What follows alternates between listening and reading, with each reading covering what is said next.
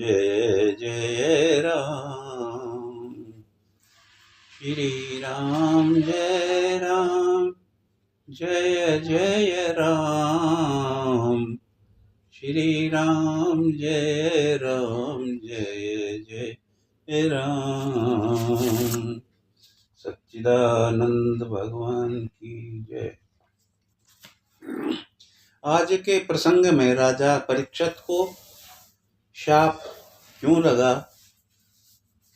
ये कथा विस्तार पूर्वक सुनने का आपको अवसर मिलेगा। राजा परीक्षित किस कारण से शाप युक्त हुए, किसने शाप दिया, ये सब बातें आपको सुनने को मिलेंगी। जरासंध को भीम ने मार दिया था। उसका पुत्र सुखदेव उससे प्रार्थना करने लगा कि आपने मेरे पिता को तो मार दिया,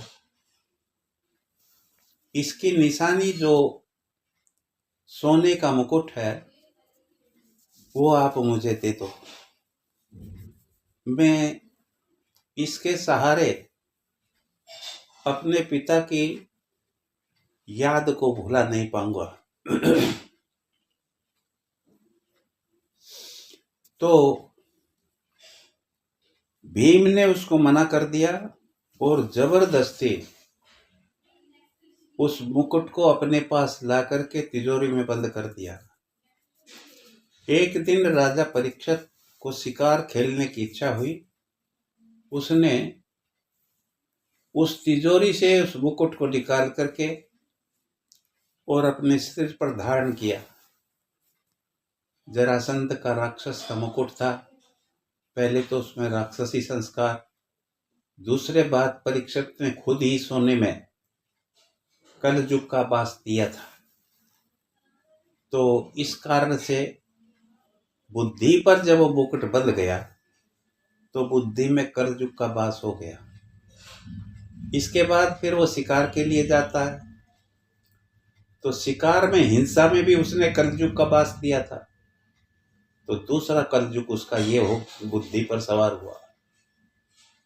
इसके बाद वो शिकार खेलते खेलते भीषण वन में चला गया। भयानक प्यास लगी और आसपास जब उसने देखा तो एक आश्रम दिखाई दिया और समीक ऋषि का वो आश्रम था। वहां जाकर के उसने देखा कि ऋषि बैठे हैं, अपने ध्यान में ध्यानस्थ हैं, लेकिन क्योंकि परीक्षित को तो कलयुग ने उसकी बुद्धि को घेर रखा था, इसलिए उस सिद्ध महात्मा को भी वह ढोंगी दिखाई दिया और उसने क्रोध में आकर के एक मरे हुए सांप को उसके गले में लपेट दिया। मैं राजा, साधारण गृहस्थ के घर पर भी कोई आ जाता है अतिथि तो तृणानि भूमि रुद्गम राप चतुर्थी सुडरता एतान्नपि सतान गेहे नो छिद्दन्ते कदाचन। तिनके का आसन, बैठने का स्थान, ठंडा जल और उसके कुशल पूछना, ये तो गृहस्थ के घर में भी एक व्यवहार होता है, लेकिन ये तो शिष्टाचार भूल गया। मुझ राजा को भी इसने किसी प्रकार से सम्मान नहीं दिया। ये तीसरे प्रकार से कलयुग जो है वो राजपद का नशा, इस प्रकार बुद्धि चारों ओर से उसकी कलयुग की घिर गई और मरे हुआ सांप गले में डालने का सीधा सा अर्थ है कि सिद्ध महात्मा और भगवान के गले में अगर मौत भी जाएगी तो वो मर जाती है। लेकिन जिसने ऐसा कुकृत्य किया, राजा ने तो मरा हुआ सांप गले में डाला और उसके गले में जिंदा सांप गल गया। इसलिए किसी से अगर बुरा करोगे तो निश्चित रूप से आपका अधिक बुरा होगा। जैसा दूसरों के प्रति आप भला करोगे भला होगा।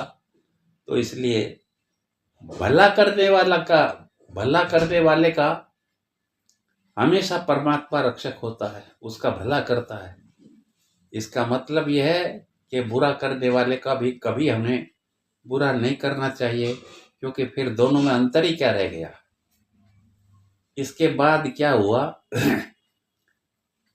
किसी ने जाकर के उसके पुत्र श्रृंगी को पता करा कि बता दिया इस बात को कि तेरे पिता को गले में मरा हुआ सांप राजा ने डाल दिया है। श्रृंगी तुरंत आया, आकर के पिता के गले से लिपट के रोने लगा। समाधि समीक की खुली और उसने कहा, बेटा तू क्यों रो रहा है? कि रो इसलिए रहा हूं कि राजा ने आपका अपमान किया है, आपके गले में मरा हुआ सांप डाल दिया, और मैंने तो उसको शाप दे दिया है कि 7वें दिन इसी कुल का तक्षक नाम का नाग उसको डस लेगा। शमीक ने अपने पुत्र को बहुत डांटा और कहा, रे मूर्ख, तैने ये क्या कर दिया? राजा तो विष्णु का रूप होता है, किसी भी प्रकार से उसको तुम्हें इतना कठोर जरा से अपराध के लिए नहीं देना चाहिए। बेटा, हमारा तो बुरा करने वाले का भी हम भला चाहें तभी हमारी उसमें ऊंचाई है। भगवान से प्रार्थना करता है शमीक कि ये अल्प बुद्धि है मेरा बालक, ये गोविंद से क्षमा कर देना। और अपने पुत्र को कहता है कि जाकर के तेने जो ये पाप किया है, भगवान का भजन करके अपने को निष्पाप बना। इसके बाद गौरव मुख नाम के शिष्य को राजा के पास भेजता है कि राजा को खबर करके आ कि तुझे 7वें दिन सांप डसेगा, ऐसा शाप मिला है। यहां पर विचारणीय बात यह है कि उस बालक के वचन को इतना सत्य वो हुआ कि सारी धरती के सम्राट राजा परीक्षित को भी पसीना आ गया। ऐसा उसका क्यों हुआ? बड़े बड़े महात्मा सिद्धों के वचन जो है वो सत्य आशीर्वाद सत्य सिद्ध नहीं होते, लेकिन उसका क्यों हुआ? क्योंकि देखिए, ध्यान रखिएगा, जो कभी झूठ नहीं बोलेगा उसका कहा हुआ वचन कभी खाली नहीं जाएगा, निश्चित रूप से वो पूरा होगा। दूसरे रोज जितने भी बड़े बड़े महात्मा हैं निश्चित रूप से झूठ बोलते हैं। कभी कभी झूठ सही, लेकिन कभी कभी नहीं बोलना चाहिए, तभी उसकी वाणी जो है वह सत्य सिद्ध होगी। राजा को जब पता लगा तो उसने तुरंत जो है सारे राजसी वर्ष फेंक दिए, क्योंकि जाते ही उसने वो सोने का मुकुट उतार के नीचे रख दिया था। उसकी बुद्धि फिर भगवान से जुड़ गई थी, निर्मल हो गई थी, कलयुग से अलग हो गई थी, और उसको तुरंत अपने किए हुए पर पश्चाताप हुआ, धिक्कारने लगा। अरे तू राजा के पद के नशे में, तेने एक सिद्धहस्त महात्मा को जो अपने ध्यान में भगवान के बैठा था उसको तेने ढोंगी समझा और उसका इतना अपमान किया। धिक्कार है तुझे राजा। तुरंत उसने जो है सारे राजसी वस्त्र फेंक दिए और फेंक करके अपने भगवान के आगे नाचने लगा, और उस श्रृंग के शाप को ध्यान में करते हुए कहा, रे ऋषि बालक, तैने मुझे शाप नहीं, तैने तो मुझे वरदान दिया है।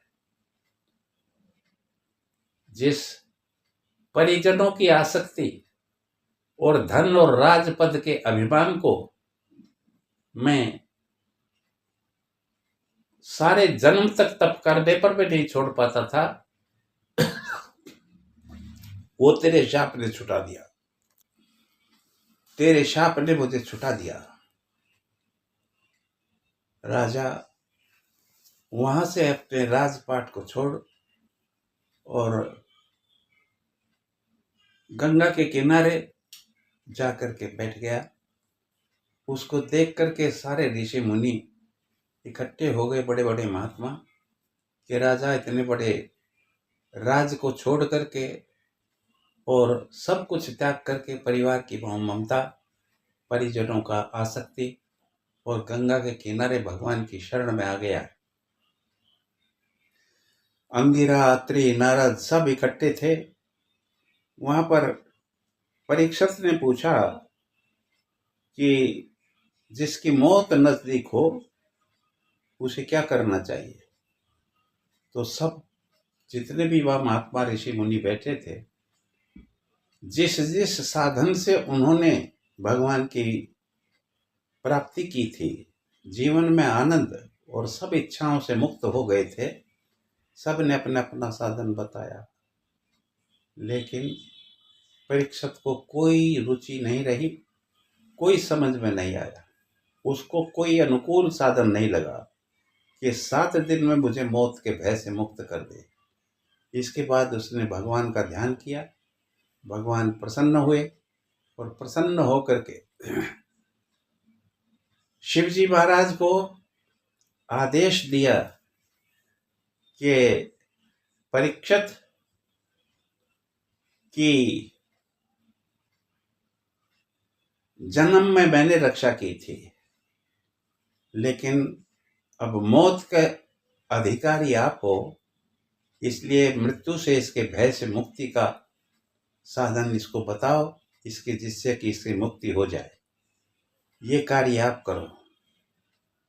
तो तुरंत जो है यह भगवान, यहाँ देखिए भगवान की कृपा भी कब मिलती है, जब व्यक्ति संसार की सब प्रकार से आसक्ति छोड़ करके, यानी संसार की दिशा से अपने को पूरी तरह से भगवान के चरणों में समर्पित करके भगवान की दिशा में अपने को लगा लेता है, तो उस समय परमात्मा उसकी मदद को आते हैं। और इसी प्रकार से महादेव को आज्ञा दी, भगवान शंकर सुखदेव जी का रूप धारण करके 16 साल का युवक नग्न रहता है, सांवला शरीर, मुख पर तेज है, आकर्षण है, मस्ती में अपना चले आ रहे हैं भगवान का याद करते हुए, और स्त्रियां बच्चे उनका मजाक उड़ा रहे हैं। सब कुछ सहन करके कोई चिंता नहीं की। आकर के परीक्षित ने जब उनको आते हुए देखा, एकदम प्रभावित हो गया और हाथ जोड़ करके कहने लगा, सुखदेव तेरी जय हो, जय हो, गुरुदेव तेरी जय हो, जय हो, सुखदेव तेरी जय हो, जय हो। एकदम गुरुदेव कह दिया, साष्टांग प्रणाम किया, उचित आसन पर उन्हें बैठाया, जलादि पिला करके शांति के साथ में पूछा, महाराज एक बात बताओ कि जिसकी मृत्यु नजदीक हो उसे क्या करना चाहिए। तो सुखदेव जी महाराज कहने लगे कि राजन, सबसे पहली बात तो यह घबराना नहीं चाहिए, और दूसरी बात यह है कि सब कुछ छोड़ के, संसार से आसक्ति छोड़ करके, विशेष रूप से अपने परिजन और धन संपत्ति से, पद से, तीर्थ के किनारे पर आकर के भगवान का भजन करना चाहिए। किसी साधु के सानिध्य मिल जाए तो और भी अति उत्तम है। और तुम्हें इस प्रकार का जो ये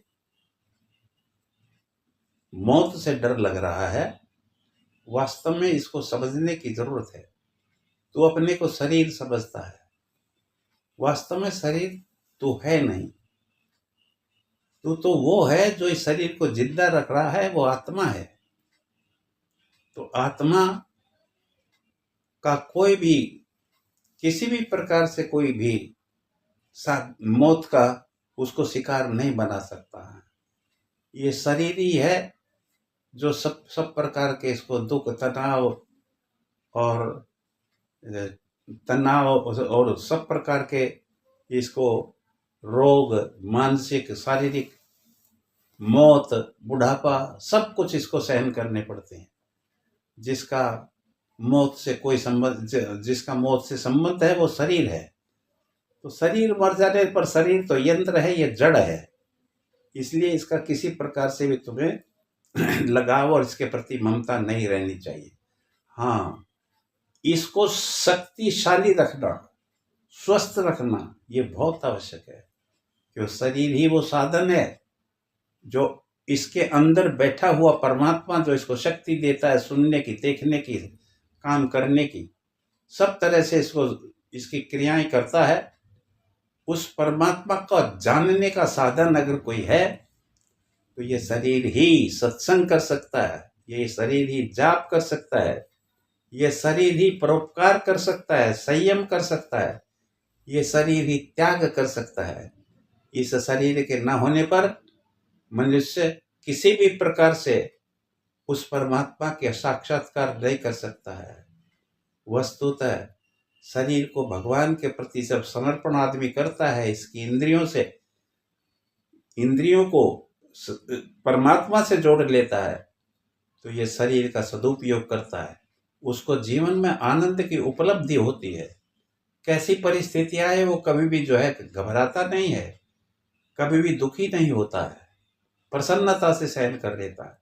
लेकिन इन्हीं इंद्रियों को और शरीर से यदि संसार का स्वाद लेता है, भोगों का स्वाद लेता है, विषय वासनाओं को से इसको जोड़ता है, तो निश्चित रूप से ये शरीर उसको सब प्रकार से सर्वनाश का साधन है।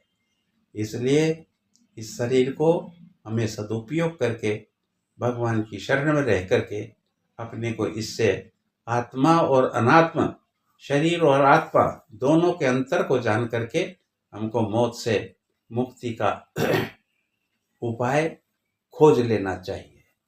इस प्रकार से परीक्षित को जब भगवान सुखदेव ने समझाया तो उन्होंने कहा कि महाराज, आपकी बात समझ में तो आ रही है, लेकिन मुझे तो वो तक्षक नाग जो है वो कल्पना में भी आता है तो मैं कांप जाता हूं, जो मेरी मौत का कारण बनेगा।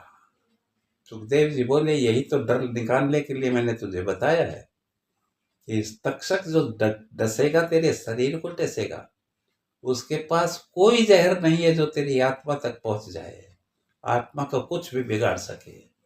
और ये समझने, जब तक ये नहीं समझेगा तो कि ये शरीर और आत्मा अलग अलग हैं, तब तक तेरा उद्धार होने वाला नहीं है। शरीर में ये आत्मा आकाश की तरह से, जैसे आकाश सब जगह व्याप्त है, सारी सृष्टि आकाश में है, इसी तरह से इस आत्मा में ये सारा शरीर और सब जगह से ये आकाश की तरह से है। ये आत्मा हमारे शरीर में शक्ति सब इंद्रियों को देती है। इसलिए अगर तू समझ लेगा कि मैं आत्मा हूं, तो फिर ये जो भय तुझे है सांप का, इससे तुझे मुक्ति मिलेगी। परीक्षित कहता है, प्रभु बात बहुत अच्छी आपने कही है, सब कुछ ठीक है, लेकिन इसको समझने के लिए क्या किया जाए? बता तो दिया कि भी आत्मा और शरीर अलग अलग है, लेकिन हम अलग अलग इसको कैसे करें? जैसे कि दही में मक्खन और छाछ अलग अलग होती है, लेकिन जब वो दोनों मिली हुई होती हैं तो निश्चित रूप से जो है, जो दही को कष्ट भोगना पड़ता है, दही की जो दुर्गति होती है वो खट्टी हो जाती है, तो जब उसको फेंकते हैं तो मक्खन भी फेंकना पड़ता है। लेकिन अगर उसको बिलो लिया जाए और बिलो करके मक्खन अलग हो जाए और छाछ अलग हो जाए, तो उस समय मक्खन दही में रहे छाछ में रहेगा, लेकिन उसमें मिलेगा नहीं। फिर तो उसमें नाचता फिरता है। इसी तरह से देह में रहने वाला वो आत्मा जब साधन करके, तप करके, त्याग और संयम करके, परोपकार करके, सेवा करके, वो जब अलग आप उसको अनुभव करेंगे, तो अब तो वो आत्मा सुख दुख के शरीर के साथ भोगता है। लेकिन जब आप उसको साधना से अलग कर लेते हैं, तो जैसे छाछ में मक्खन नाचता फिरता है, ऐसे ही शरीर में वो आत्मा आनंद से नृत्य करता हुआ इस मनुष्य को हमेशा हमेशा के लिए दुर्गति से बचा लेता है। इस प्रकार से कहने पर परीक्षित फिर बोला कि इतनी बड़ी सृष्टि को आपने थोड़े से शब्दों में बहुत कुछ मेरा संशय दूर कर दिया, लेकिन प्रभु इसको विस्तार पूर्वक बताओ कि सृष्टि का किस तरह से ये विस्तार हुआ और किस प्रकार से ये सृष्टि की रचना और इसको सबसे पालन और पोषण करने वाला कौन, इसको संभालने वाला, कैसे ये चलती है, पूरी तरह से इसकी व्याख्या विस्तार से हमें करो। सच्चिदानंद भगवान की